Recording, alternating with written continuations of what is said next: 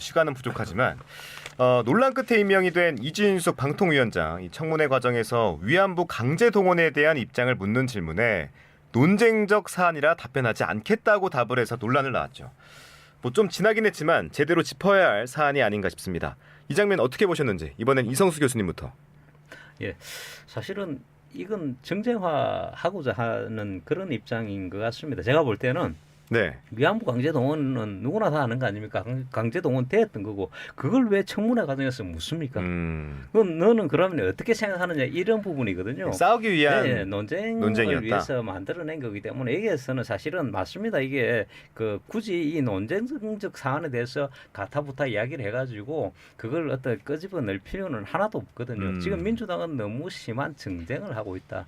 민생이 지금 중요한데 민생은 지금 전혀 신경을 쓰고 있지 않습니다. 지금 UMF 사태라든지 이런 거 있지 않습니까? 네.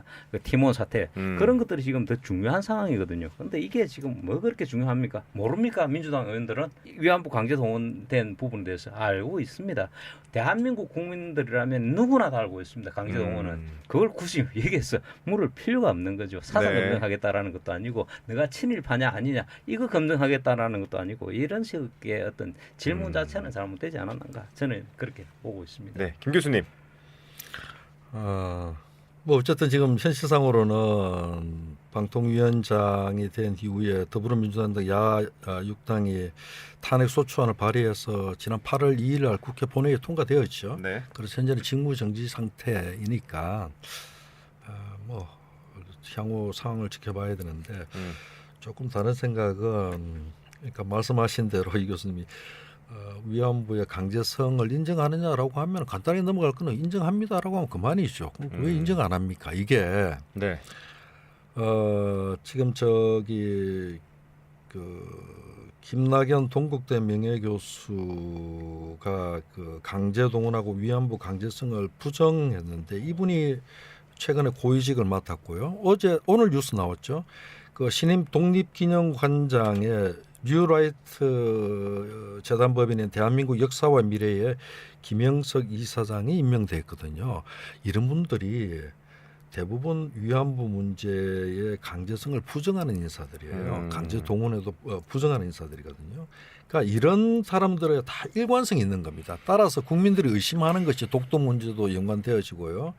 결국 윤 대통령 역사관을 의심하는 겁니다. 이런 인물들이 국민들, 초등학생들, 전 국민들을 모아서 역사 왜곡에 대응하기 위해서 만드는 독립기념관장의 자리에 오르고 역사와 관련되는 고위직에 오르고 방통위원장에 이런 역사적 의식을 가진 인물들이 임명된다는 자체가 대한민국이 잘못되어도 한참 잘못돼. 이거는 일반적인 국민들이 가지고 있는 상식과 보편적 역사 인식에 위배되는 일이죠.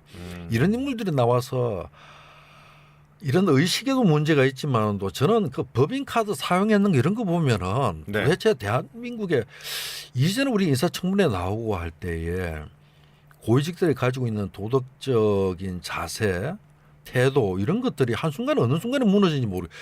저는 이 법인카드가 더 심각한 문제예요. 이게 임명되고 안 명되가 아니고 법원에 재판을 받아야죠. 재판을. 이런 인물들이 되는지 저는 참 의아합니다. 앞에서 말하는 거 위험합니다. 예. 이렇게 강하게 표현하신 적이 많지 않은데 오늘도 강한 표현하셨고요. 뭐 사도광산 관련해서 그렇고 약간 김 교수님께서도 이제 몸적으로 이제 느끼시는 것들이 우리 정부의 대일 저자세 외교 뭐 이런 것들이 저도 이해가 잘 되지 않거든요. 100번 양보해서 우리가 얻는 실익이 있다면 또 모르겠는데 그것도 좀 아닌 것 같고 도대체 이유가 뭘지 바람직한 한일 관계 어떤 모습이라고 보십니까? 이 교수님. 예.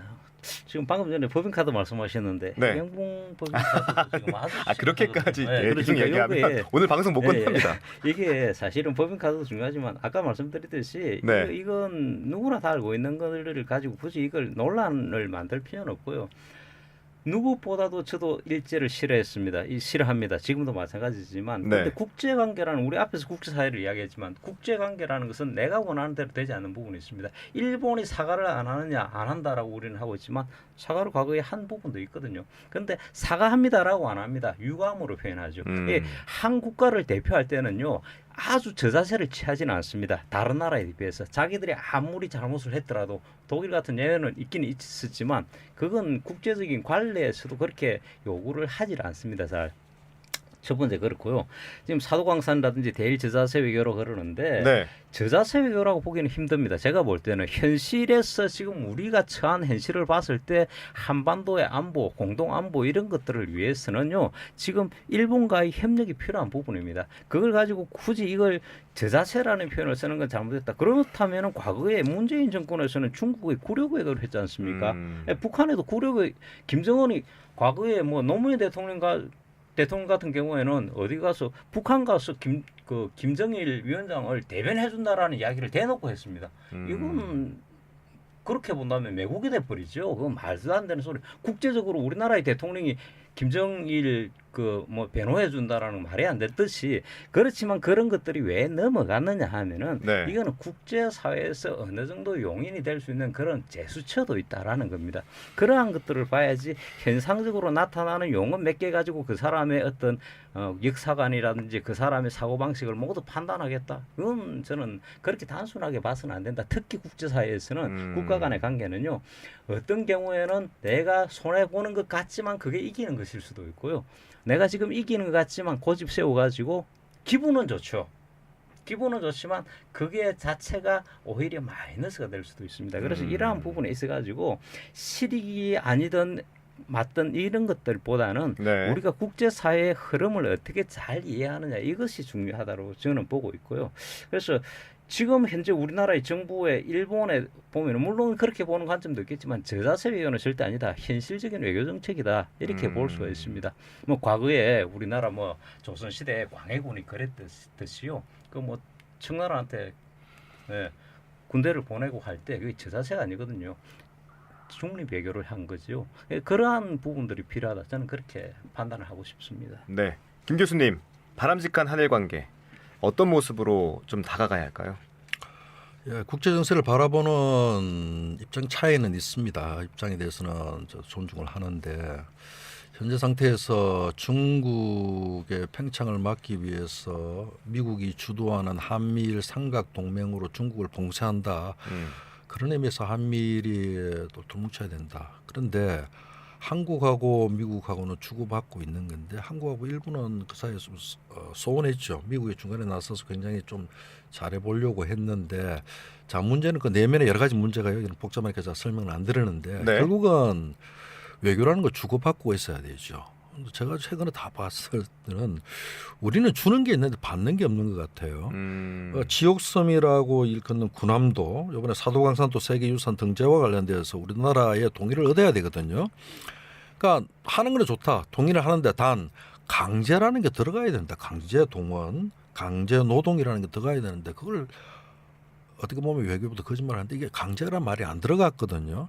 이게 한나라의 수장인 대통령의 역사 인식이 어떠냐 제가 앞서 말씀드린 것처럼 이게 문제가 된다는 거죠. 거기에 따라서 실무부서인 외교부에서 그것을 관찰하지 못하는 방법으로 국가 이익을 훼손했다. 이거는 심각한 문제입니다. 이게 통과되기 지난달 25일이었죠. 7월 25일 국회에서 이걸 반대한다는 결의안까지 제출한 겁니다. 국회는 국민을 대표하거든요. 국회에서 결의안까지 나온 겁니다. 그러면은 외교 측면에서 보면은 뒷배가 든든한 겁니다. 그렇죠? 충분히 외교 협상을 통해서 우리가 얻을 수 있는 그런 강력한 어떤 지렛대를 가지는데 그런 것을 주었는데도 불구하고 협상 과정에서 강제라는 그거 하나를 못 넣고 결국은 동의하고 이것을 세계유산에 등재한다. 이거는 향후 지금은 모르겠지만도 향후 큰 문제가 일어날 것이다 저는 그렇게 생각합니다. 예. 네. 정치 비하인드 오늘은 여기까지 듣겠습니다. 지금까지 김도경 교수님, 이성수 교수님 두 분과 함께했습니다. 두 분 오늘 말씀 고맙습니다. 수고하셨습니다. 고생했습니다. 자, 저도 여기서 인사드려야겠습니다. 지금까지 매거진 B 국제일이었습니다. 오늘 방송 포함해서 매일 인터뷰 영상을 통해서 만나볼 수 있으니까요. 유튜브 채널에서 국제일 혹은 국제일의 매거진 B 검색해 주시고요. 많이들 놀러와 주시기 바랍니다. 내일도 5시에 찾아뵙죠. 함께해 주신 여러분 고맙습니다.